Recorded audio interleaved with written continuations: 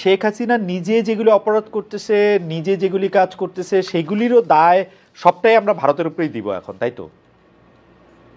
না, আমরা তা বলছি না। আমরা যেটা বলছি যে দেখুন, শেখ হাসিনার এই অপরাধগুলো সংগঠনের ব্যাপারে তাকে নানানভাবে ফ্যাসিলিটেট করা হয়েছে। তার সর্বশেষ দৃষ্টান্ত হচ্ছে যে তাকে তো ফ্যাসিলিটেট চীনও করছে, 2টা সাবমেরিন দিছে ভারতের এটা টহল দেওয়ার জন্য। সাবমেরিন এই যে পদ্মা সেতু বানাইতে টাকা দিছে, মিথ্যা কথা বলে বলে সে টাকা। হ্যাঁ, সাবমেরিন কিন্তু কোনো ক্রাইমস এগেইনস্ট হিউম্যানিটি সংগঠনের কাজে ব্যবহৃত হয়নি। এবং পদ্মা সেতুতে সে ঋণ যেটা দিয়েছে সেটা দিয়ে বাংলাদেশের ইনফ্রাস্ট্রাকচার ডেভেলপমেন্ট হচ্ছে, যদিও সেখানে দুর্নীতি হয়েছে। আমি বলতেছি কিন্তু ধরেন একটা গুমের ক্ষেত্রে যখন সাহায্য করবে, যখন সীমান্ত খালি করে বাংলাদেশের জনগণের উপরে আঘাত করো, তোমার সৈনিককে নিয়ে সীমান্ত খালি করে দাও, এই ধরনের সম্পৃক্ততা এক জিনিস নয়। সেটা তো আপনি বলতেছেন, মানে এটা তো আপনার বলা, মানে আমি তো আর এটার ফ্যাক্ট আমি জানি না। মানে বাংলাদেশের কোনো সরকার প্রধান সীমান্ত খালি করে দাও, সৈনিকদের মারা, এটা ইটস লাইক, মানে এটা অনেক বড় স্টেটমেন্ট। মানে এটা নিশ্চয়ই সৈনিকদের মারা না, আমি আপনাকে বলছি দায়িত্ব নিয়ে। আমাদের তদন্তের মাধ্যমে আমরা পাচ্ছি যে যখন 5ই আগস্টের যখন ঢাকাকে কন্ট্রোল করতে পারছিল না, তখন প্রাইম মিনিস্টার নির্দেশ দিয়েছিলেন বিজিবিকে যে তোমরা সীমান্ত থেকে ঢাকা শহরের দিকে মার্চ করো। এবং আপনারা জানেন যে 5ই আগস্ট বিভিন্ন রাস্তায় রাস্তায় বিজিবির সাথে ছাত্র জনতার সংঘর্ষ হয়েছে, তারা ঢাকার দিকে মার্চ করছিল। সেই তথ্য আছে। বিডিআর নিয়োগ করতে হলে তো সীমানা থেকেই নিতে হবে, আর কোথাও থেকে তো নিয়োগ করার উপায় নাই, মানে বিজিবিকে নিয়োগ করা। তাহলে সীমান্তকে অরক্ষিত রেখে আপনি সৈনিকদেরকে ঢাকার দিকে মার্চ করতে বলা, এবং সেক্ষেত্রে আবার যখন বলা হয়েছে যে আমি যেটা করব, তো তাহলে তো সীমান্ত অরক্ষিত হয়ে যাবে। তখন যে তিনি যে অ্যান্সার গুলো দিয়েছেন, যেগুলোর প্রমাণ আমরা পেয়ে গেছি আমাদের হাতে, তো এগুলোর থেকে এগুলো অনেক বেশি সত্য কথা, কিন্তু ইট ইজ রিয়ালিটি। ওকে, ঠিক আছে, আমি আমি আমি মেনে নিলাম। এমনিতেই লোকে বলতেছে যে আমি আওয়ামী লীগের প্রেসিডিয়ামের সদস্য কিনা, কেন তো আওয়ামী লীগের হয়ে কথা বলতেছি যে ভাই। আচ্ছা, যাই হোক, প্রেসিডিয়াম কিন্তু ফাঁকা আছে, আপনি চাইলে হয়ে যেতে পারেন। হয়ে যেতে পারে না, আপনার ধারণা যে আমি খালি ফাঁকা হইলেই সেই জায়গায় গিয়া বসি, ব্যাপারটা এরকম না কিন্তু তাজুল ভাই।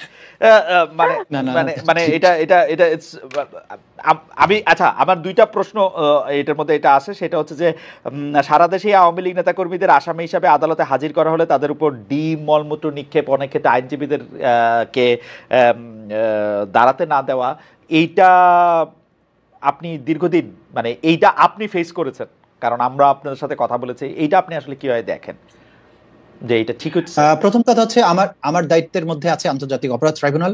এখানে আপনারা দেখেছেন যে তাদেরকে কোনো হাত করা পড়ানো হয় না, তারা খুব পিসফুলি এখানে আসেন এবং তারা হাত নাড়েন, তারা দোয়া চেয়েছেন, তারা হাসি মুখে কথা বলেছেন। এটার জন্য আমাদেরকে ক্রিটিসাইজ করা হচ্ছে যে তোমাদের আগের সব আলেম ওলামাদেরকে হ্যান্ড ক্যাপ পরানো হয়েছে, তোমাদের এখানে আপনাদের সাথে আওয়ামী লীগের ভালোবাসা বেশি, তাজুল ভাইয়ের সাথে আওয়ামী লীগের ভালোবাসা বেশি। হ্যাঁ, এই জাতীয় কথা বলা হচ্ছে।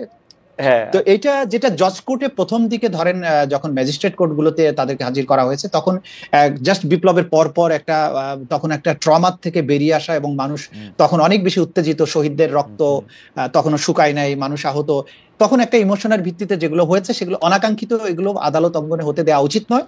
তবে এটা কিন্তু এখন বন্ধ হয়ে গেছে এবং আমরা কেউই চাইবো না যে এই ধরনের পরিবেশ অন্তত আদালতে হোক।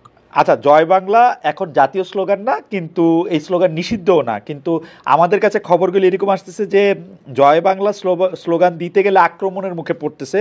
জয় বাংলা স্লোগান দেওয়ায় বা লেখার কারণে চাঁপাইনবাবগঞ্জে ছাত্রলীগের 2জন কর্মীকে হত্যা করা হয়েছে। মানে সিরিয়াসলি এরকম ঘটনা ঘটতেছে আসলে তাজুল ভাই? আমার জানা নেই, তবে জয় বাংলা স্লোগানকে যেভাবে অপব্যবহার করা হয়েছে, প্রত্যেকটা অপকর্মের সাথে, হত্যাকাণ্ড, দুর্নীতি করতে গিয়ে জয় বাংলা স্লোগান দিয়েছে, মানুষ মারতে গিয়ে জয় বাংলা স্লোগান দিয়েছে, ব্যালট বাক্স ছিনতাই করতে গিয়ে জয় বাংলা স্লোগান দিয়েছে। এইভাবে যখন একটা অপরাধের স্লোগান হয়েছে, যখনই সে ধরা পড়তে গেছে তখন সে জয় বাংলা বলে ফেলেছে। কারণ হচ্ছে যে এইভাবে, কারণ এই জয় বাংলা বলতে গেলে তো আর আওয়ামী লীগের সার্টিফিকেট লাগে না, এটা তো আমিও বলতে পারি, আপনিও বলতে পারেন, তাই না? মুশকিল আসানের যে স্লোগান, এখন যখনই এই স্লোগানটা 16 বছর ধরে একটা অপরাধ সংগঠনের হাতিয়ার হিসেবে ব্যবহৃত হয়েছে, মানুষ কিন্তু যখনই এখন কেউ আরেকবার জয় বাংলা বলার চেষ্টা করে, তখন জয় বাংলা স্লোগানটা তার শত্রু না, তার পেছনের যে মানুষটার অপরাধী মানসিকতা, তাকে কিন্তু মানুষ আক্রমণ করে। সুতরাং জয় বাংলাকে দোষ দিয়েন না, দোষ দিতে হবে আসলে তার পেছনের মানুষটা যে এই স্লোগানটাকে অপব্যবহার করে অপকর্মগুলো করেছে। সুতরাং বাংলাদেশে এই পরিস্থিতিটা আরো কিছুদিন থাকবে। আমার মনে হয় যে এই জয় বাংলা স্লোগানে যদি কোনো সমস্যা না থাকে, এটা ঠিক হয়ে যেত আপনারা যদি জয় বাংলা স্লোগান দিতে শুরু করতেন, তাইলে যেহেতু এটা আমাদের মুক্তিযুদ্ধের স্লোগান, এটা তো দেয়াই যেতে পারে, কিন্তু যেহেতু এটা আওয়ামী লীগেরই দেওয়ার জন্য আপনারা এটা রাইখা দিচ্ছেন, তাতে ঝামেলা হয় কিনা।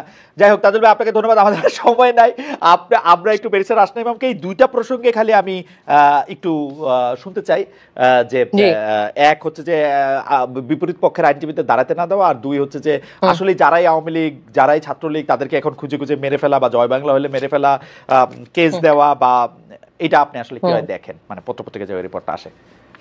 জি, এটা তো অত্যন্ত দুঃখজনক, কারণ একজন আইনজীবী হয়ে আমি কখনোই এটাকে সমর্থন করতে পারবো না, কারণ আমাদের সংবিধানেই দেয়া আছে যে দ্রুত এবং প্রকাশ্য বিচার লাভের অধিকার সবার আছে, সে যেই হোক না কেন। সো এইভাবে করে হেনস্থা করা তো একেবারেই উচিত হবে না, এবং আই থিঙ্ক এটা কমেওছে। যেটা তাজুল ভাই বলছিল যে পতনের পর পর এটা বেড়ে গেছিল, কিন্তু এখন এটা আস্তে আস্তে কন্ট্রোলে আনা হয়েছে, এবং আশা করি সামনে গিয়ে এরকম আর পরিস্থিতি দাঁড়াবে না। সো অবভিয়াসলি এটাকে আমি কোনোভাবেই ভালো চোখে দেখি না এবং সমর্থনও করি না। আপনার আরেকটা প্রশ্ন ছিল হচ্ছে যে, না, দুটি প্রশ্ন আমি একসাথে করেছিলাম, যে ওই যে যারা আইনজীবীদেরকে তাদের মক্কেলদের হয়ে মামলা লড়তে না দেওয়া, যদি তারা আওয়ামী লীগ করে থাকেন বা তাদের, এইটার ব্যাপারে আপনি কি বলবেন? তারা আইনি সুবিধা পাচ্ছেন না বা আইনজীবীদেরকে দাঁড়াতে দিচ্ছেন না, তাদের আইনজীবীদেরকেও হেনস্থা করা হচ্ছে, এইটা আপনি আসলে কিভাবে দেখেন? একেবারেই সমর্থন করছি না, এটা অত্যন্ত নিন্দাই করছি বরঞ্চ, কারণ একই জিনিস আমাদের সংবিধানে তো নিশ্চিত করা হয়েছে, এই right two fair trial, right two legal representation automatically ওটার থেকে এক্সট্রাপোলেট করলেই চলে আসে।